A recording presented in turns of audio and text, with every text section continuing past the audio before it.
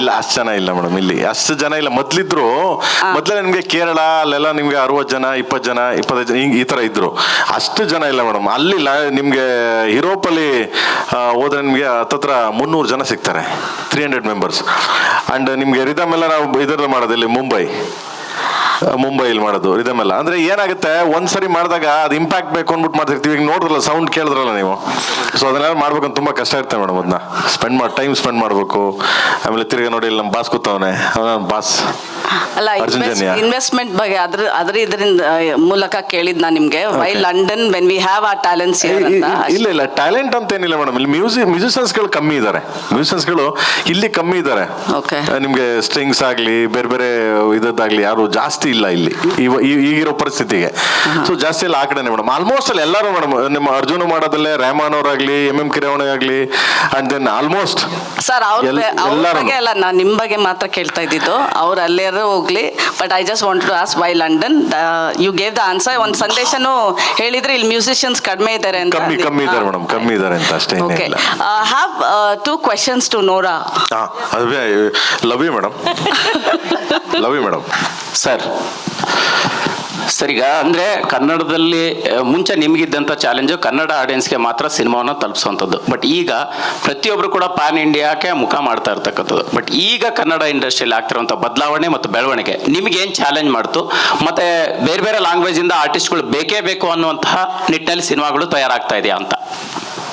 ಹಂಗೇನಿಲ್ಲ ಮಗನೆ, ಕಂಟೆಂಟ್ ಅಷ್ಟೇ. ಅದು ನಮಗೆ ಯಾವ ಥರ ಕಂಟೆಂಟ್ ಇರುತ್ತೆ ಅದ್ರ ಮೇಲೆ. ಅಂದರೆ ಇಲ್ಲಿ ಮಾಡಿ ಅಲ್ಲಿ ಮಾಡಿ ಎಲ್ಲೇ ಮಾಡಿದ್ರು. ಈಗ ಮೊದಲೆಲ್ಲ ಚಿಕ್ಕ ಇಂಡಸ್ಟ್ರಿ ಇತ್ತು, ನಮಗಿಂತ ಚಿಕ್ಕ ಇಂಡಸ್ಟ್ರಿ ಮಲಯಾಳಂ ಇಂಡಸ್ಟ್ರಿ ಇತ್ತು. ನೀವು ನೋಡಿದ್ರಿ, ಇವತ್ತು ನೋಡಿದ್ರೆ ವರ್ಲ್ಡ್ ಮಾರ್ಕೆಟ್ ಇದೆ. ಇವತ್ತು ನಮ್ಮ ಕನ್ನಡ ಅದಕ್ಕಿಂತ ಡಬಲ್ ಮಾರ್ಕೆಟ್ ಇದೆ. ಡಿಪೆಂಡ್ ಆನ್ ಸಿನಿಮಾಸ್ ಅಷ್ಟೇ. ಪಿಕ್ಚರ್ ಚೆನ್ನಾಗಿತ್ತು ಅಂದರೆ ಸೊ ಎಲ್ಲಿ ಬೇಕಾದ್ರು ಭೂಮಿ ಎಲ್ಲಿವರೆಗೂ ಇದೆ, ಥಿಯೇಟರ್ಗಳು ಎಲ್ಲಿವರೆಗೂ ಇರುತ್ತೆ, ಜನ ಎಲ್ಲಿವರೆಗೂ ಸಿನಿಮಾ ನೋಡ್ಕೊಂಡು ಅಲ್ಲಿವರೆಗೂ ಸಿನಿಮಾ ಚೆನ್ನಾಗಿ ನೋಡ್ತಾರೆ. Content most important. ಕಂಟೆಂಟ್ ಮೇಲೆ ಸಿನಿಮಾಗಳು. ಈಗ ಎಲ್ಲೇ ಮಾಡೋ ನೀನು ನಡೀತೀವಿ, ಏನು ತೊಂದರೆ ಇಲ್ಲ. ಇಲ್ಲೇ ಮಾಡಬೇಕು, ಅಲ್ಲೇ ಮಾಡಬೇಕು ಅಂತೇನಿಲ್ಲ. ಸೊ ಯಾವ ಸಿನಿಮಾ ಮಾಡಿದ್ರು ಕತೆ ಕಂಟೆಂಟ್ ಚೆನ್ನಾಗಿ ಆಡಿಯನ್ಸ್ ಕೂರಿಸ್ಕೊಂಡು ಕರ್ಕೊಂಡು ಹೋದ್ರೆ 100% ನೋಡ್ತಾನೆ. ವರ್ಲ್ಡ್ ಪೂರ ಸಿನಿಮಾ ನೋಡ್ತಾರೆ ಜನ. ಪ್ರೇಮ್ ಸರ್, ಈಗ ಲೋಕಲ್ ಫ್ಲೇವರ್ ಸಾಂಗ್ ಅಂತ ಹೇಳಿದ್ರೆ ನಿಮ್ಮ ಲೆಫ್ಟ್ ಸೈಡ್ ಇಲ್ಲೇ ಸರ್ ನಿಮ್ಮ ಹೇಳಿದ್ರೆ ಈಗ ಲೋಕಲ್ ಫ್ಲೇವರ್ ಸಾಂಗ್ ಸ್ಟೈಲ್ ಅಂತ ಹೇಳಿದ್ರೆ ನೀವು ನೆನಪಾಗ್ತೀರಾ, ನಿಮ್ಮ ಸಾಹಿತ್ಯ ಕೂಡ ಹಾಗೆ ಇರುತ್ತೆ. ಬಟ್ ಲೋಕಲ್ ಸಾಂಗ್ಗೆ ನೀವು ಯಾವಾಗಲೂ ನಾನ್ ಲೋಕಲ್ ಹೀರೋಯಿನ್ಸ್ನ ಇಂಟ್ರೊಡ್ಯೂಸ್ ಮಾಡ್ತೀರಾ? ಅಂದರೆ ಈ ಬಾಲಿವುಡ್ ಬಾಂಬ್ಶೆಲ್ಗಳನ್ನ ನೀವು ಇಂಟ್ರೊಡ್ಯೂಸ್ ಮಾಡಿರೋಂಥದ್ದು. ಈ ಹಿಂದೆ ಕೂಡ ಮಲ್ಲಿಕಾ ಶರಾವತ್ ಇರ್ಬೋದು, ಯಾನಾ ಗುಪ್ತಾ, ಯಾಮಿ ಜಾಕ್ಸನ್, ಸನ್ನಿ ಲಿಯೋನ್, ಈಗ ನೋರಾ ಫತಹಿ ಅವರು. ಸೊ ಏನಾದರೂ ಸ್ಟ್ರಾಟಜಿ ಇದೆಯಾ ಇದ್ರ ಹಿಂದೆ? ಹಂಗೇನಿಲ್ಲಪ್ಪ. ನನಗೆ ನೂರವರು ಡ್ಯಾನ್ಸ್ ಇದೆಯಲ್ಲ ತುಂಬ ಚೆನ್ನಾಗಿ ಅನ್ನಿಸ್ತು. ಲೈಕ್ ಈ ಸಾಂಗ್ಗೆ ಬೇಸಿಕಲಿ ಅವರಿದ್ರೆ ಚಂದ ಅಂತ ಹೇಳ್ಬಿಟ್ಟು ಅದನ್ನ ಇಟ್ಕೊಂಡು ಮಾಡಿದ್ದು. ಆ ಥರದ್ದೇನಿಲ್ಲ, ಜನಗಳು ಒಂದು ಎಂಟರ್ಟೈನ್ಮೆಂಟ್ ಅಲ್ವಾ. ಸೊ ಆ ಸಿಚುವೇಶನ್ ಹಂಗಿದೆ, ಅದಕ್ಕೆ ಮಾಡಿದ್ದು. ಆಮೇಲೆ not like A special songs heroine ಅಂತ ಏನಲ್ಲ, ಅವರು ಇಸ್ ಹೀರೋಯಿನ್. ಸೊ ಬಾಲಿವುಡಲ್ಲಿ ಮಾಡಿದ್ದಾರೆ, ಎಲ್ಲ ತಮಿಳಲ್ಲಿ ನಡೀತಾ ಇದೆ ಇವಾಗ. ನಾನು ಒಂದ್ಸಲ ಅವ್ರು ಮೀಟ್ ಮಾಡಿದಾಗ ಅದನ್ನೇ ಹೇಳಿದೆ, ನೆಕ್ಸ್ಟ್ ಹೀರೋಯಿನ್ ಮಾಡಬಿಡಿ ನಿಮ್ಮನ್ನ ನೂರವ್ರೆ ಅಂತ. ಸೊ ಹಂಗೆ ಇಸ್ ಹೀರೋಯಿನ್ ಆಲ್ವೇಸ್.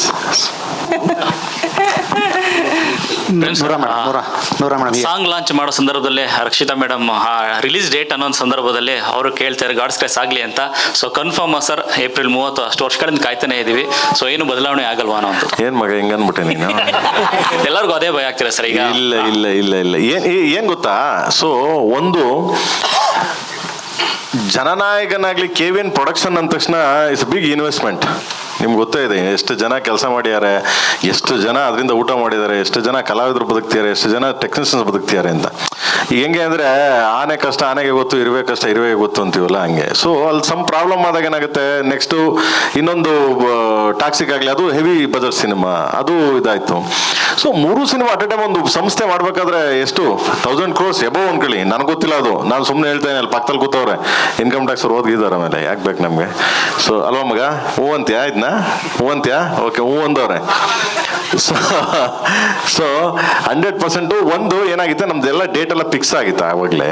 ಸ್ವಲ್ಪ ಏರುಪೇರು ಆದ್ದರಿಂದ KVN ಪ್ರೊಡಕ್ಷನ್ ಅಂತ ಇದು ಬರುತ್ತೆ. Late no nothing. KVN is always on track. ಅಲ್ಲಿ ಹೋಗ್ತಿದ್ದಾರೆ. 30th 30ನೇ ತಾರೀಕು ಬರುತ್ತೆ. 100% ಬರುತ್ತೆ. ಕಂಟಿನ್ಯೂಷನ್ ನಾವು ಮಾಡಲೇಬೇಕು. ಸುಪ್ರೀತ್ ಅವ್ರ ಜೊತೆ, ಅವರು ಬಿಸ್ನೆಸ್ ಹೆಡ್ KVN ಇದರಿಂದ. ಸರ್, ನೀವು ಯು ಪ್ರಯಾರಿಟೈಸ್ಡ್ ಜನ ಜನನಾಯಕನ್ ಅಂಡ್ ಟಾಕ್ಸಿಕ್ ಓವರ್ KD. ಯಾಕೆ ನಿಮ್ಗೆ ಪ್ರೇಮ್ ಬಗ್ಗೆ ಫೇತ್ ಇರ್ಲಿಲ್ವಾ? ಇವಾಗ ಅದೆರಡು ಪೋಸ್ಟ್ಪೋನ್ ಆಗಿರೋದಕ್ಕೆ ಇವಾಗ KD ಬರ್ತಾ ಇದೆಯಾ? Love you madam. ಅಪ್ಪ ನನ್ನ ಒಬ್ರು ಯಾರು ಬೆನ್ ತಟ್ಕತೀನಿ ನಾನೇ ಮೇಡಮ್. ಬೇಸ್ ಮಗನೇ. ಓಕೆ.